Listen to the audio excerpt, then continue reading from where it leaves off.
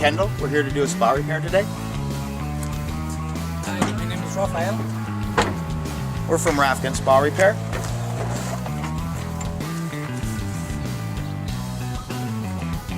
We've been doing the repairs now for over 25 years.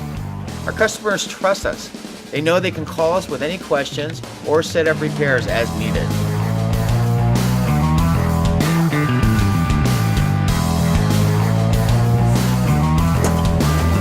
Coming back to the truck to get a part for the repair today so the customer could be in the spa tonight once I have it repaired. As you can see, it's very important to keep a good inventory so you're not coming out many times for one repair. I'm gonna grab the part here.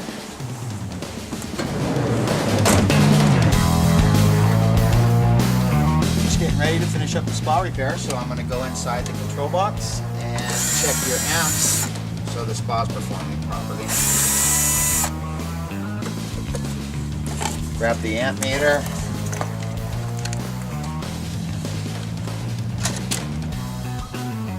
Spa will be turning on a low speed first, then the pressure switch will engage.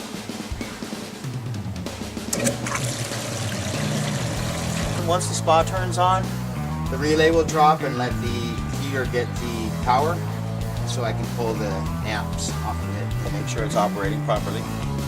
Getting the correct reading on the amp meter. I have 15.2 amps. Repair is done. I'm going to close it back up now. We'll put the cover back on the spa.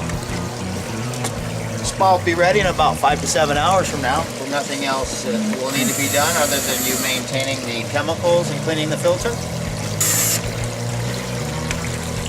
I'm going to put the cover back on because the temperature's just flying away and it's just a waste of money. So when we get done here, we're going to put the cover back on and you open it up as needed for your chemicals or when you're using it. Just remember to keep it closed when not in use.